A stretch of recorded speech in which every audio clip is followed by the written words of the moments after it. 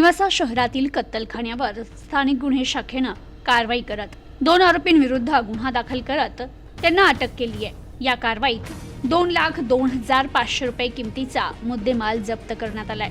जिल्हा पोलीस अधीक्षक राकेश ओला यांनी दिलेल्या आदेशानुसार नेवासा परिसरात अवैध धंद्यांची माहिती घेत असताना अहिल्यानगर स्थानिक गुन्हे शाखेचे पोलीस निरीक्षक दिनेश आहेर यांना माहिती मिळाली की नेवासा खुर्द नायकवाडी गल्ली येथे आयाज चौधरी याच्या राहत्या घरात गोवंशीय जनावरांची कत्तल करून गोमांसाची विक्री करत आहे अशी माहिती मिळाली असता या खात्रीशीर माहितीच्या आधारे पोलीस निरीक्षक आहेर यांनी तात्काळ पथकास कारवाईसाठी संबंधित ठिकाणी रवाना केलं।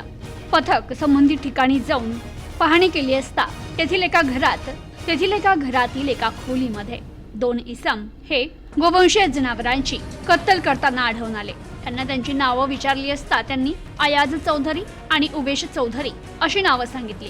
तर त्या घराची संबंधित ठिकाणची पाहणी केली असता तेथे एका डीप फ्रीजमध्ये काही गोमांस ठेवले होते।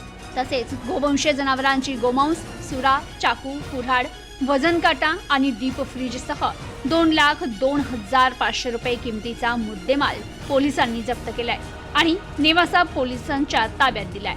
या प्रकरणी संबंधित 2 आरोपींविरुद्ध गुन्हा दाखल करण्यात आलाय। ही कारवाई जिल्हा पोलीस अधीक्षक राकेश ओला, अपर पोलीस अधीक्षक वैभव कलुबर्मे, शेवगाव उपविभागीय पोलीस अधिकारी सुनील पाटील यांच्या सूचना आणि मार्गदर्शनाखाली स्थानिक गुन्हे शाखेचे पोलीस अधिकारी अंमलदार यांनी केली आहे। Bureau report, news today 24।